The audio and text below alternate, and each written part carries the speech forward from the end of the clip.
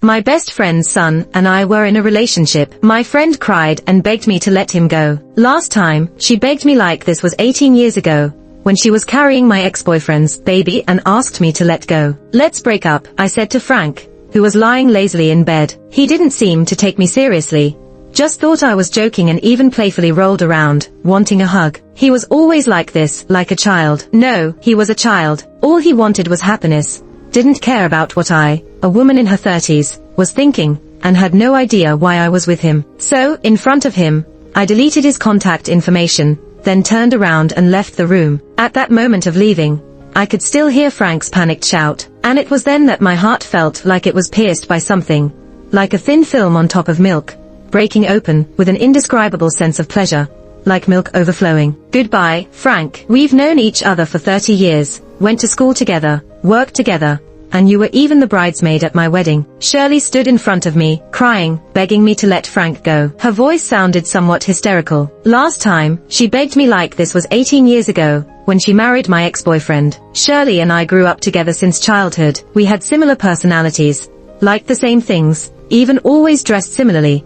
So people on the street called us twins. The only difference was that Shirley loved to smile, while I preferred keeping a poker face. Shirley's smile was beautiful, and I envied it. I didn't expect our bond as best friends to no longer be the same. That sisterhood of going to the restroom hand in hand, hiding under the covers watching movies, sneaking snacks in the study room, was gone. Of course, we would always be best friends. So, that's how I replied to her. I covered up the traces of time, and put on a sexy dress. Looking at myself in the mirror, I smiled. This revenge, it's time to start. In my 30s, all dressed up, I dressed up nicely, showing off my beautiful legs, selected background music, casually danced a few moves, then posted a video on a short video platform, and wrote the caption, "Single, waiting for the right match."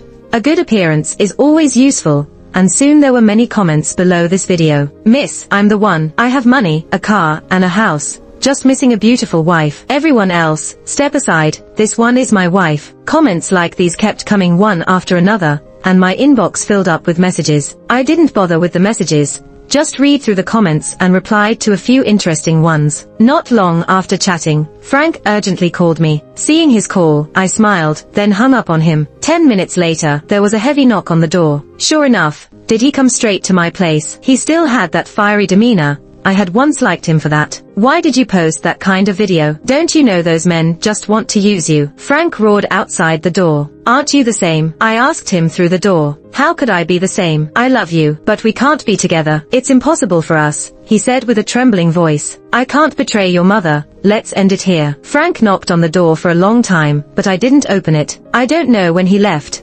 I looked at myself in the mirror, with tears in my eyes. Did I really cry? How is that possible? It was just an act. I had long been hopeless about this love. All that was left in my heart at that moment was hatred. I closed the clothing store. Shirley seemed quite pleased to know about it. "This is the price you pay for seducing my son." I looked at her message, neither denying nor confirming it. Each day, I posted videos on the platform, and my fans increased day by day. Relying on my good tailor connections, I made some nice transformation videos. 2 of the transformation videos became very popular, gaining tens of thousands of fans in just 3 days. With these fans, I started selling clothes directly through live streams. It turned out that this sales model was much better than having a physical store, selling quickly without getting tired. Most importantly, it kept Shirley and them from coming over to cause a scene. In my spare time, I started going to beauty salons, buying beautiful clothes for myself, spending more money on myself, dressing up to look beautiful. As the saying goes, a woman should pamper herself a bit. During this time, Frank kept messaging me. I didn't block him,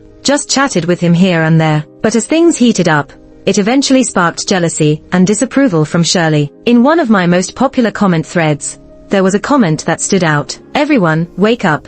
This woman is almost 40 and shamelessly seducing someone else's son." The ID of that commenter was familiar. I knew who it was. I didn't care.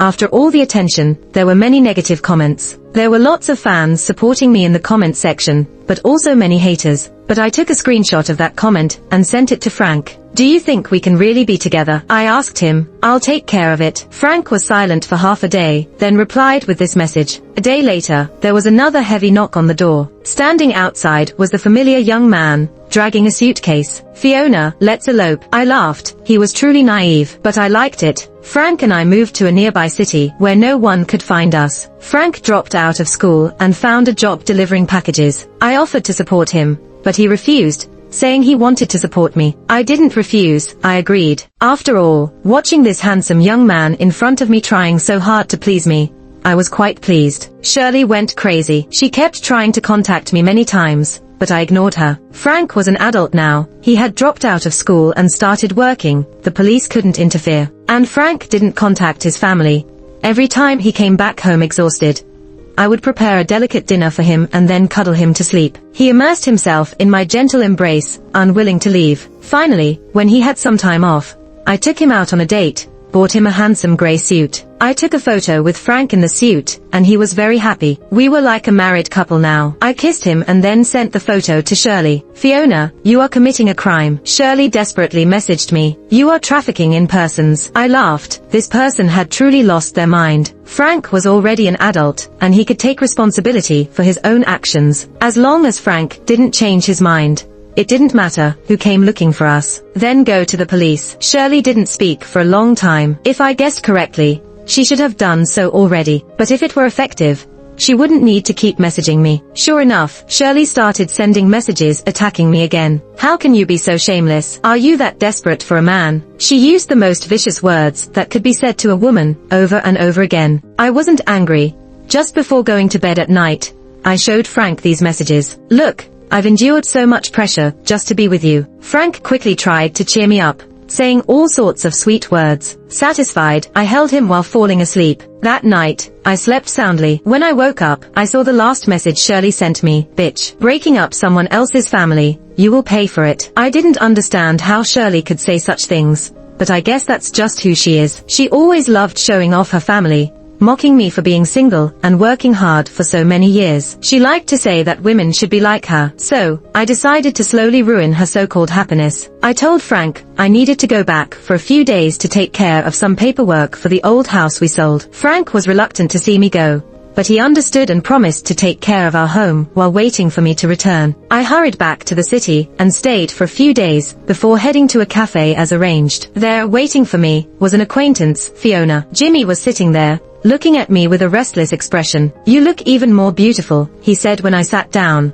but I just coldly smiled at him. Did you invite me here just to give me compliments? I thought you were going to scold me. Jimmy quickly apologized for his previous outburst. He had been impulsive last time. He had been confined for a few days, which was not a pleasant experience. These days, Jimmy had been contacting me frequently, constantly apologizing. Under his sincere invitation, I finally agreed to meet him during this visit back. This time, Jimmy surprisingly didn't bring up Frank's situation. Instead, he began reminiscing about our past, recalling the time we were in love. Jimmy and I were college classmates, and he was indeed impressive back then, handsome, charismatic, and even the president of the student council. Many girls liked him, including my best friend, Shirley. During our initial courtship, Jimmy was really good to me, and many people envied me, thinking I had found the best boyfriend on earth. Shirley, in particular, always talked about wanting a partner like Frank. Little did I know that she didn't just say it, but actually acted on it. I can understand why you would like Frank.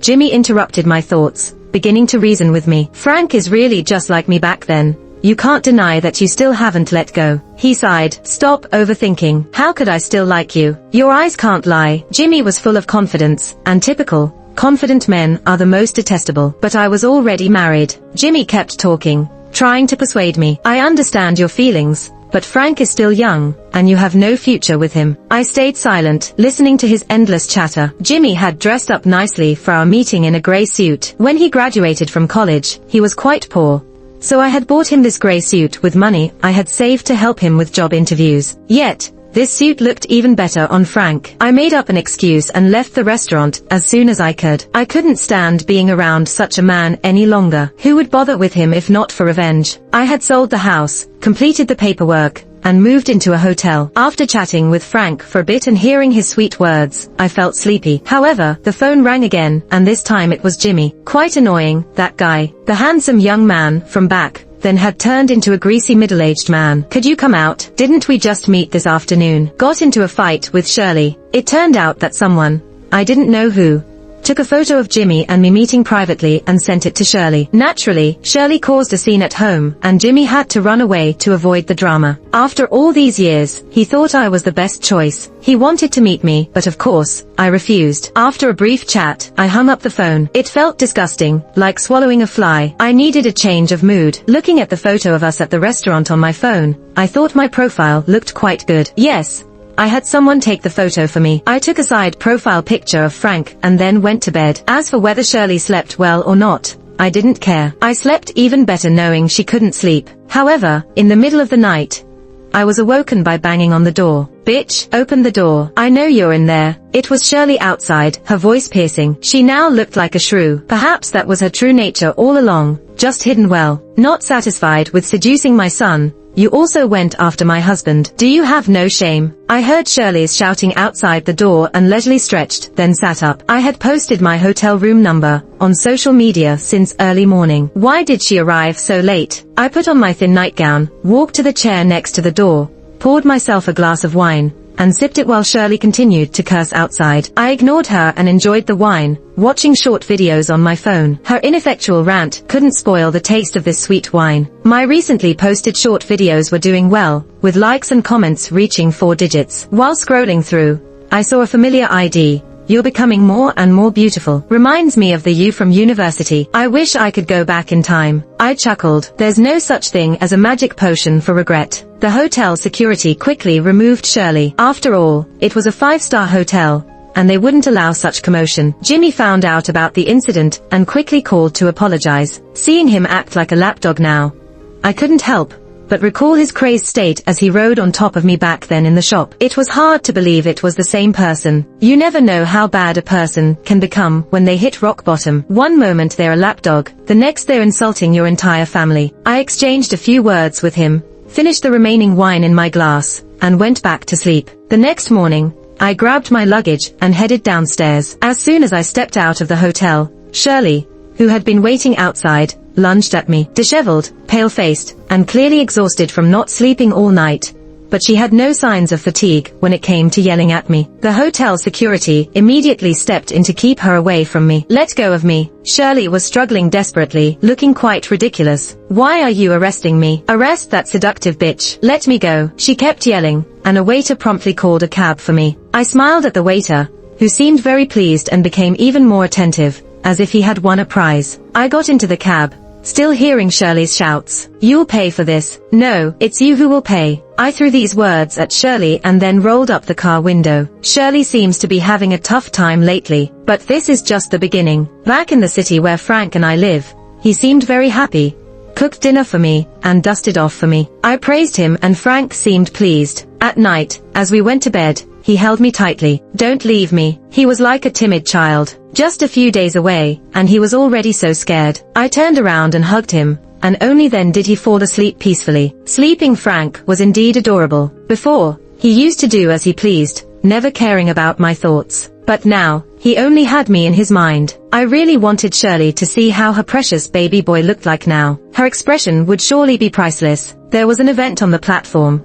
and a few popular female streamers gathered together. I purposely took Frank with me to accompany me to the event. The event was tiring, but Frank was busy taking care of me all the time. I must admit, Frank's care was very thoughtful, and one of the streamers looked at me with envy. She was Stella, young and beautiful, with high popularity. The way she looked at Frank was quite familiar to me. That was how Shirley used to look at Jimmy back then. But I didn't say anything. Even during dinner, I called Frank to sit with me. As expected, after a couple of drinks, Stella started chatting with Frank. But Frank kept avoiding her and only gave short answers. Fiona, is this your brother? Stella couldn't help asking me. No, he's my boyfriend, Frank announced loudly, drawing everyone's attention. There were looks of shock, confusion, and even envy among the crowd. Stella's eyes widened, her colored contacts almost falling off. She covered her mouth, looking at me, and I just smiled. Later, Frank apologized to me. He thought he was a bit too presumptuous, and was afraid I would be angry. I was a popular female streamer.